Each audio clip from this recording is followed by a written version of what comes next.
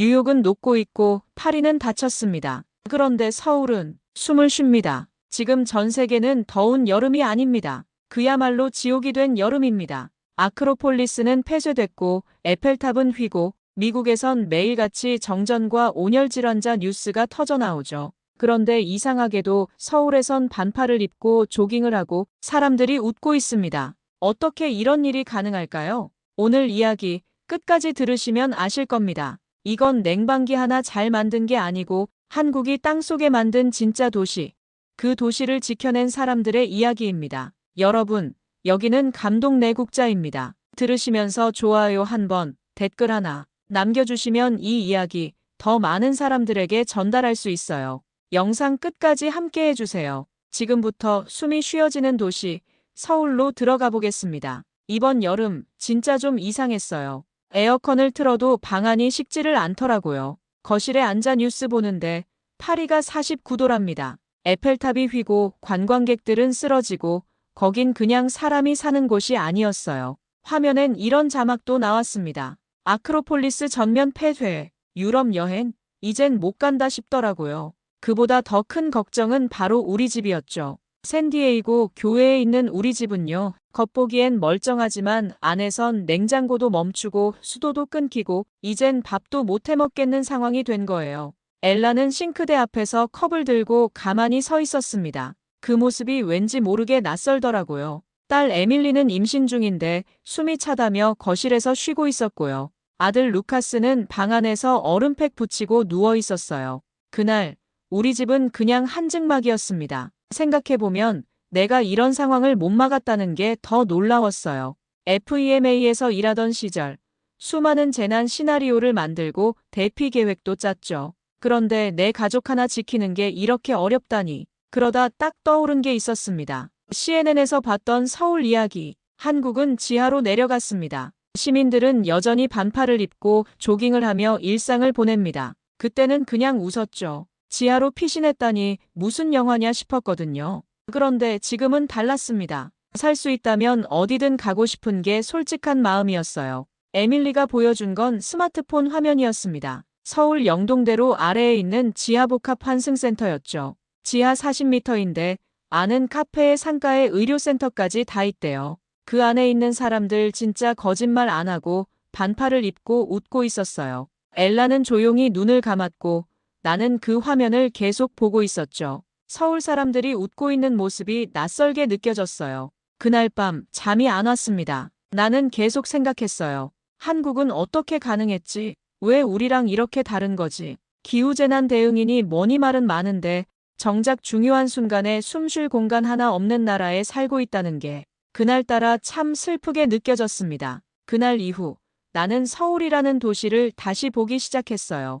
그전까지만 해도 한국 하면 반도체, K-팝, 뭐 그 정도였죠. 근데 이제는 지하로 숨은 도시가 더 먼저 떠오릅니다. 그 시작은 지하 40m라는 말이었습니다. 나는 그 숫자가 좀 충격이었어요. 여기가 탄광도 아니고 무슨 도시가 지하 40m에 있다는 건지. 딸이 보내준 링크를 열어봤더니 그곳은 단순한 지하철역이 아니더라고요. 상가, 병원, 카페, 공연장, 냉방 시스템, 심지어 무더위 쉼터까지 서울 도시 마레가 진짜 하나의 도시처럼 연결돼 있었습니다. 영상에선 중년 여성들이 환승센터에서 음료를 마시며 이야기하고 있었어요. 한쪽에선 아이들이 뛰어다니고 어떤 노인은 벽면에 설치된 자동 심장 충격기 옆에 앉아 있었죠. 미국 도시의 푸드코트보다도 더 밝고 조용한 분위기. 이거 다 실화인가요? 엘라가 물었을 때 나도 사실 좀 얼떨떨했습니다. 실제로 존재하는 곳이 맞나 싶었거든요. 그래서 서울시 도시정비 관련 자료를 뒤져봤습니다. 서울은 지난 몇 년 동안 지상도로와 철도를 지하화하는 초대형 프로젝트를 추진해 왔더라고요.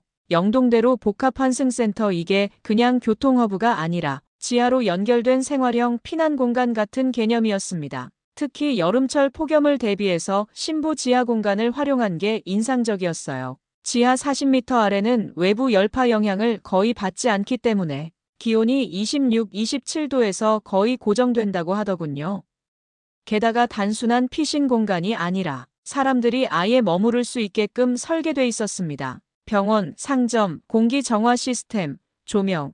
이동 경로까지 다 있었죠. 나는 그걸 보며 한 가지 생각이 들었습니다. 이건 단순한 도시 인프라가 아니라 생존 전략이다. 한국 사람들은 미리 준비해 놓은 거예요. 폭염이 닥치기 전에 거기서 살 수 있는 길을 만든 거죠. 서울뿐만이 아니었습니다. 부산, 대전, 인천 등도 주요 환승지나 고속도로를 지하화하는 작업을 진행 중이었고 2025년 현재 전국적으로 약 88만 평 규모의 지하도시 인프라가 완공됐다고 합니다. 한마디로 말하면 그 나라는 땅 아래를 미래로 바꾼 겁니다. 나는 한동안 아무 말도 못했어요. 그 화면을 보면서 단순한 기술이나 자본이 아니라 그걸 끝까지 해낸 사람들이 떠올랐거든요. 누군가는 저걸 상상했고 누군가는 말도 안 된다고 했을 테고 그런데도 누군가는 끝까지 해냈구나. 그게 참 부러웠습니다. 우린 늘 말만 하고 멈췄는데 한국은 땅을 파고 들어가서 진짜 도시 하나를 만든 거였죠. 그날 이후 나는 처음으로 서울행 항공권을 검색해봤습니다. 그리고 며칠 후 우리 가족은 한국 땅을 밟게 되죠. 비행기에서 내렸을 때 나는 뜨거운 공기를 다시 느꼈어요. 서울도 분명 덥긴 덥더군요. 하지만 이상하게도 거리에선 그다지 지쳐 보이는 사람들을 찾기 어려웠습니다. 공항에서 숙소까지 이동하던 중 택시 기사는 묻지도 않았는데 이렇게 말했죠. 요즘은 낮에는 지하에 있다가 해지고 나서 밖으로 나와요. 서울 사람들 다 그래요. 나는 잠시 말을 잇지 못했어요. 그게 서울의 평범한 일상이라니 말이죠. 우리가 도착한 곳은 영동대로 복합환승센터였습니다. 입구는 백화점처럼 보였고 엘라와 에밀리는 지하로 이어진 에스컬레이터를 타는 걸 조금 망설였어요. 그런데 밑으로 내려가는 순간 공기가 바뀌는 느낌이 확 왔습니다. 지하 30m쯤 내려갔을 때부터 습기가 없고 시원하면서도 뿌연 기운 없이 맑은 공기가 퍼져 있었어요. 공기 순환 장치가 계속 작동하고 있었고 통로에는 실시간 온도와 습도가 표시된 디지털 안내판도 보였습니다. 계단을 내려가며 나는 조심스럽게 중얼거렸죠. 이게 지하라고? 루카스는 주변을 둘러보다가 어리둥절한 표정으로 말했습니다. 아빠, 이건 그냥 지하철역이 아니라 도시 그 자체인데요. 그 말이 맞았습니다. 사람들은 카페에서 대화를 나누고 있었고 어린아이들은 유모차에 앉아 엄마 품에서 바나나를 먹고 있었죠. 노인들이 앉아 계신 휴게 공간은 조용하면서도 따뜻했습니다. 엘라가 갑자기 내 팔을 잡았습니다. 그녀는 말없이 한쪽을 가리켰고 나는 그 방향으로 시선을 돌렸어요. 그곳엔 냉방 쉼터와 보건 상담 부스가 설치돼 있었습니다. 정부가 만든 시설이라고 하더군요. 에어컨이 없는 어르신이나 아이들이 잠시 쉬다 갈 수 있는 공간, 심지어 수분 보충 음료까지 비치돼 있었어요. 직원이 다가와 우리에게 작은 생수와 소금 사탕을 건넸습니다. 폭염 때문에 온 거죠? 요즘 외국인 방문자 많아요. 직원의 말에 나는 고개를 끄덕였습니다. 그는 이어서 말했습니다. 이쪽은 태양이 없으니까 숨이 좀 쉬어지실 거예요. 그 말 한마디에 가슴이 먹먹해졌어요. 숨이 좀 쉬어진다. 그게 얼마나 간절했던 건지 나는 그제야 실감할 수 있었습니다. 나는 주변을 다시 찬찬히 둘러봤습니다.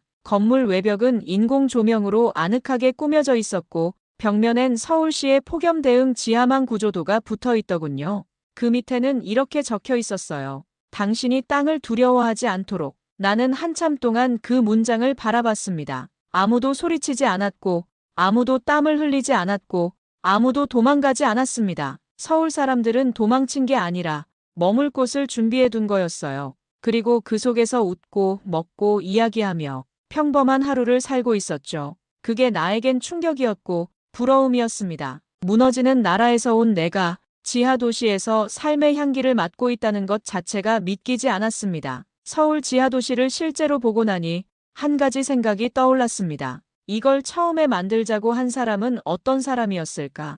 반대가 없었을 리 없고 조롱도 많았을 거라는 생각이 들었죠. 며칠 뒤 나는 영동대로 복합환승센터 설계를 총괄한 박민우 박사를 만났습니다. 서울시 산하 스마트 지하도시연구소의 책임자였고 지하교통과 도시계획을 동시에 다루는 기술자였습니다. 첫 인상은 의외였어요. 작고 마른 체형, 수수한 셔츠, 말투는 조용하고 웃음도 잘 안 짓는 사람이었습니다. 그런데 눈빛만큼은 아주 매섭더군요. 박 박사는 처음부터 솔직했습니다. 지하도시요? 처음엔 다들 미쳤다고 했습니다. 그 말에 나도 웃을 뻔했죠. 그는 설명을 이어갔습니다. 열섬, 미세먼지, 재난 회피, 필요성은 분명했는데요. 누가 실제로 땅을 파겠다고 하면 다들 조용해졌어요. 그는 말 대신 도면을 펼쳐 보였어요. 지하 40m, 열분산 구조, 공기 흐름, 피난 경로, 생활권 배치까지. 이건 단순한 기술이 아니라 사람을 살리는 구조였어요. 처음 이걸 설계했을 때 정말 믿고 따라준 사람이 딱 한 명 있었죠. 박 박사는 그렇게 말하며 웃었습니다. 구청의 젊은 공무원이었어요. 이름은 기억 안 나는데 그 친구가 없었다면 지금 이건 없었을 겁니다. 나는 그 말을 듣고 잠시 말이 없었습니다. 대형 프로젝트가 아니라 한 사람의 고집과 신념으로 시작됐다는 사실. 그게 참 인상 깊었습니다. 반대로 그들을 무너뜨리려 했던 사람들도 있었죠. 기존 대기업 건설사 몇 곳은 공개적으로 반대 입장을 냈고 한 보수 언론 논설위원은 이렇게 썼습니다. 서울 시민을 지하로 몰아넣는 건 민주적 폭력이다. 또 다른 미국 쪽 인터뷰 기사에서는 이런 표현도 있었어요. 지하에 사는 사람들은 기술이 아니라 절망을 선택한 것이다. 그 글을 읽고 나는 고개를 저었습니다. 지금 그 공간에서 사람들은 웃고 있었어요. 안전했고 시원했고 조용했죠. 그들이 절망한 게 아니라 우리 쪽 시스템이 절망이었어요. 박민우 박사는 마지막으로 이렇게 말했습니다. 기술은 우리도 늦었어요. 하지만 우리는 포기하지 않았습니다. 사람 살릴 방법이라면 끝까지 해보자는 생각 하나로 여기까지 왔습니다. 그 말을 듣고 나니 서울 지하도시의 의미가 다르게 느껴졌습니다. 이건 단순히 더위를 피하는 공간이 아니라 포기하지 않는 사람들이 만든 하나의 신념 같은 공간이었어요. 그날 밤 엘라와 나는 지하 카페에 앉아 조용히 커피를 마셨습니다. 테이블 위에 작은 화분이 놓여 있었고 카페 안은 조명도 부드럽고 소리도 잔잔했어요. 이런 공간을 파서 만든다는 생각. 그건 정말 아무나 할 수 있는 일이 아니었죠. 서울을 걷다 보면 보이지 않는 곳에 누군가의 땀이 배어 있다는 걸 느끼게 됩니다. 그리고 그 땀이 지금 이 도시를 숨쉬게 하고 있었습니다. 서울에 도착한 지 사흘째 되는 날, 나는 뭔가 이상하다고 느꼈습니다. 밖은 분명 38도였는데 서울 도심은 이상할 만큼 조용했거든요. 햇볕도 강했고 아스팔트도 익어가는 중이었지만 사람들이 그리 덥다는 얼굴을 하지 않았습니다. 게다가 밤이 돼도 도시는 과열되지 않았죠. 그 이유를 알게 된 건 서울시청 근처에 있는 스마트 기후대 응관제 센터에 방문하면서였습니다. 박민우 박사의 소개로 내부 시스템을 둘러보게 되었죠. 그곳은 겉보기엔 그냥 작은 연구시설 같았지만 들어가 보니 도심 전체의 기후 흐름과 열 변화를 실시간으로 추적하고 있었습니다. 관계자는 설명을 시작했어요. 서울은 세계에서 가장 복잡한 기후 도시 중 하나입니다. 그래서 우리는 도시열섬 현상을 이기기 위한 시스템을 도입했죠. 도시열섬이라는 말이 처음엔 생소했지만 곧바로 이해가 됐습니다. 도시는 스스로 열을 만들고 열을 가두고 열로 사람을 공격하더군요. 그런데 서울은 그 열을 땅속으로부터 피하고 있었어요. 기본적으로 지하 30m 아래는 외부 열파의 영향을 거의 받지 않기 때문에 폭염이 와도 내부 기온은 26도 안팎으로 유지된다고 했습니다. 에어컨도 거의 안 써요. 공기순환만 잘 되면 됩니다. 관계자는 그렇게 말하며 환기 구조도를 보여줬습니다. 서울 지하도시는 단순한 밀폐 공간이 아니었습니다. AI가 공기 흐름을 분석해서 바람처럼 바뀌는 구조로 설계돼 있었어요. 천장과 바닥에 설치된 통풍셀들이 시간대별로 자동 조절돼 실내 온도와 습도를 일정하게 유지하는 시스템이었죠. 게다가 자연광까지 활용하고 있었습니다. 나는 깜짝 놀랐습니다. 지하인데 어떻게 해가 들어오죠? 그러자 박 박사는 이렇게 말했어요. 태양을 끌어왔습니다. 그는 천장을 가리켰고 거긴 정말 햇빛 같은 빛이 쏟아지고 있었어요. 광섬유 태양광 채집 시스템이었습니다. 지상에서 받은 햇빛을 특수 케이블로 지하에 끌어오는 방식이었죠. 덕분에 실내 조명은 부드럽고 따뜻했고 식물도 키울 수 있을 만큼 자연스러웠습니다. 그날 밤 나는 호텔방에서 자료를 다시 읽었어요. 한국은 폭염 대응 예측도 AI로 하고 있었습니다. 중국 고비 사막의 적설량, 몽골의 기류 변화, 태풍의 수증기 진로까지 종합해 서울에 닥칠 폭염을 몇 주 전부터 경고할 수 있다더군요. 그 예측에 따라 지하도시의 공기 시스템이 미리 작동되고 보건소와 쉼터도 자동으로 확대 운영되는 구조였어요. 그 말인즉슨 서울은 폭염을 맞는 게 아니라 미리 피할 준비를 마쳐놓은 도시였다는 뜻이었습니다. 엘라는 그날 지하 상가에서 산 작은 선풍기 목걸이를 걸고 말했습니다. 여긴 땀 흘리는 사람보다 땀 닦아주는 시스템이 더 보이네. 나는 고개를 끄덕였죠. 이 도시는 사람을 먼저 생각하고 움직이는 곳이었습니다. 감독 내국자에서 알려드립니다. 열섬 현상 히트 아일랜드 이펙트이란 도시가 주변 지역보다 현저히 더 뜨거워지는 현상입니다. 왜 그런가요? 도시에는 아스팔트, 콘크리트, 철, 유리처럼 열을 흡수하고 방출하는 재료가 많습니다. 게다가 에어컨, 자동차 산업시설 등에서 나오는 인위적인 열까지 더해지죠. 나무나 흙, 물 같은 자연 냉각 장치는 거의 없기 때문에 도심은 마치 거대한 프라이팬처럼 계속 달궈집니다. 어떤 결과를 낳나요? 도시 평균 기온이 주변 시골보다 27도 더 높아지고 밤에도 열이 빠져나가지 않아서 열대야 지속되죠. 노약자와 아이들 온열 질환 위험 증가하고 에너지 사용량 급증으로 전력난, 정전, 경제 부담까지 이어집니다. 이 현상을 막기 위해 한국은 무엇을 해야 할까요? 지상은 공원 녹지화하고 교통 상업 물류 등은 지하로 이동하는 방식으로 도시 구조를 바꾸고 있습니다. 즉, 열섬을 뚫고 내려간 도시가 바로 서울의 지하도시입니다. 세계가 무너질 때 한국은 초대장을 보냈습니다. 서울에 머문 지 일주일째 나는 지하도시의 기온이 하루도 변하지 않는다는 걸 실감했습니다. 그러던 어느 날 아침 숙소 로비에 설치된 TV에서 익숙한 로고가 눈에 들어왔어요. CNN이었습니다. 자막에는 이렇게 적혀 있었습니다. 서울, 세계에서 가장 시원한 도시. 그리고 화면에는 지하환승센터에서 책을 읽고 있는 노부부의 모습이 비쳤어요. 그 순간 나는 묘한 감정이 들었어요. 불과 한 달 전 우리 집 식탁에서 딸 에밀리가 숨을 헐떡이고 아내는 냉장고 앞에서 무기력하게 앉아 있었죠. 그때 이 화면을 봤다면 웃었을지 울었을지 모르겠습니다. CNN 보도는 단순한 소개가 아니었습니다. 전 세계 폭염 상황과 대조하며 서울의 지하 인프라가 기후시대의 생존 모델이 될 수 있다고 말하고 있었어요. 며칠 후엔 더 큰 일이 있었습니다. UN 기후안보 특별 세션이 열렸고 그곳에서 한국 외교관이 발표자로 등장했죠.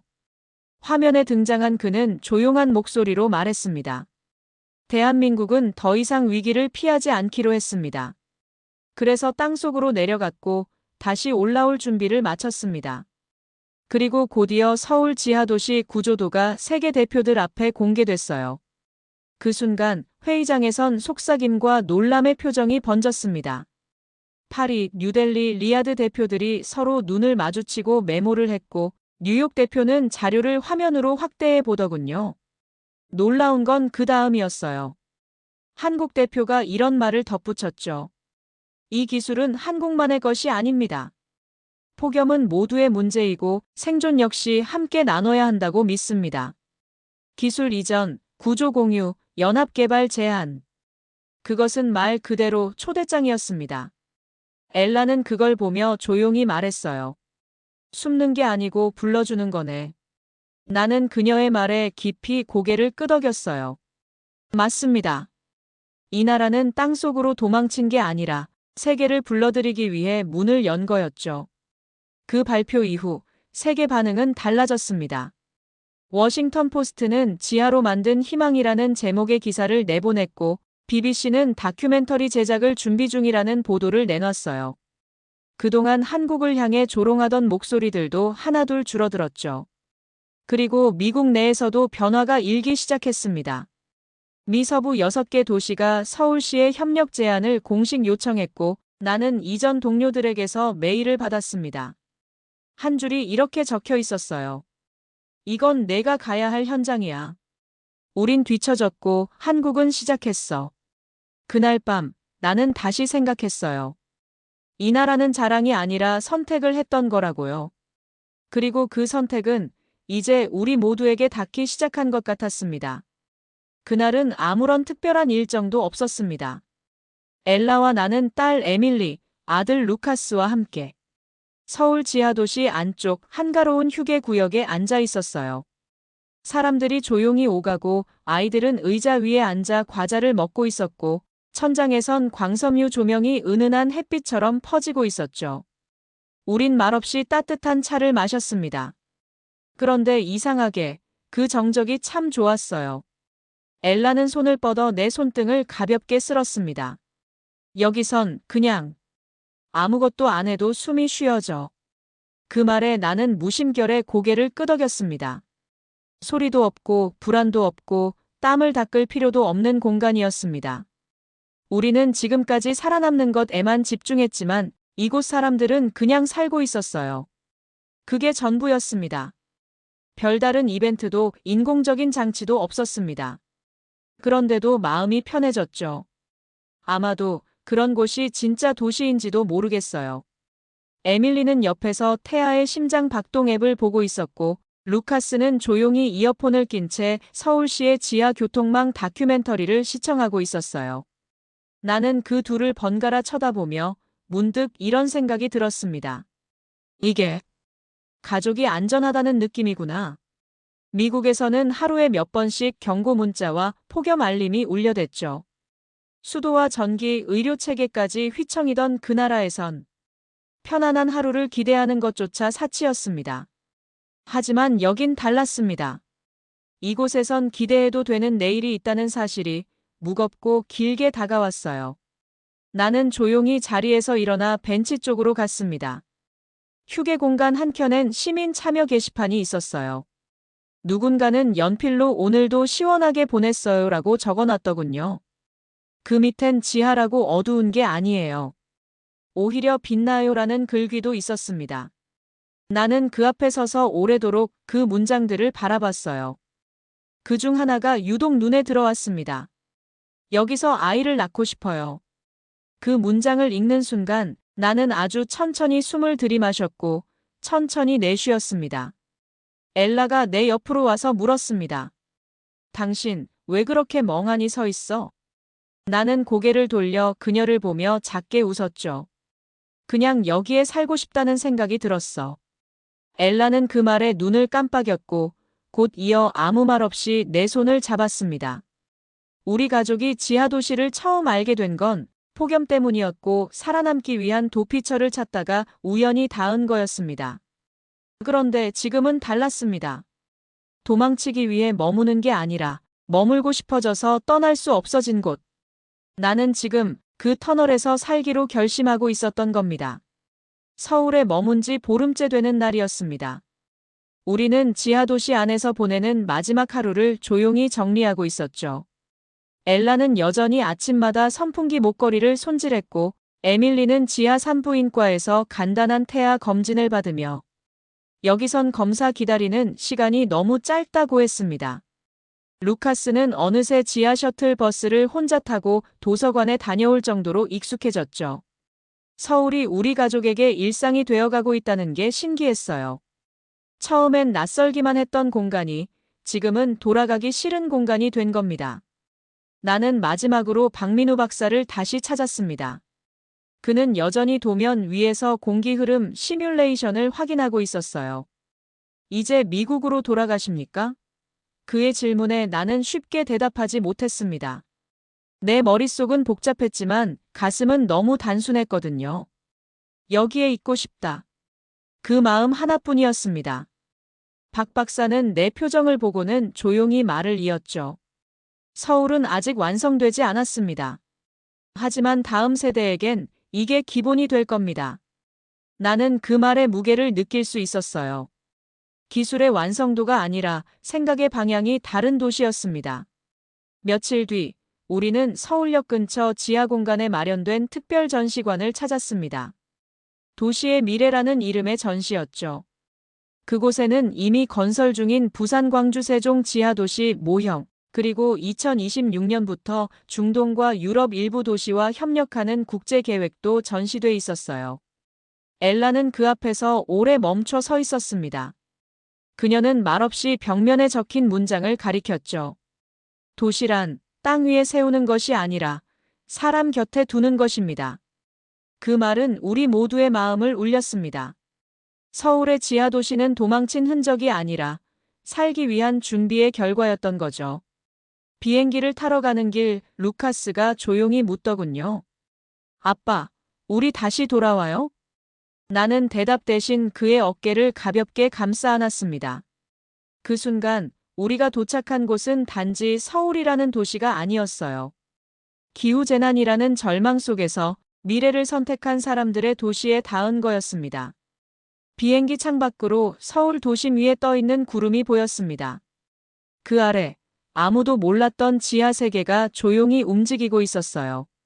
지하 40m 아래에서 세상은 다시 설계되고 있었죠. 그리고 나는 믿게 됐습니다. 그 도시엔 우리가 아직 잃지 않은 무언가가 있다는 걸. 그들은 땅속으로 도망친 게 아니었습니다. 살고 싶었고 그래서 도시를 다시 만들었습니다. 한국은 자신들을 위한 기술이 아니라 우리 모두가 살아남을 수 있는 다음 세대의 기본을 만들고 있었죠. 여러분, 오늘 이야기 어떠셨나요? 감동내국자는 이런 이야기를 통해 세상이 조금 더 따뜻해지길 바라는 채널입니다. 지금 당신이 살고 있는 곳이 뜨겁다면 잠시나마 서울이라는 도시를 떠올려 보세요.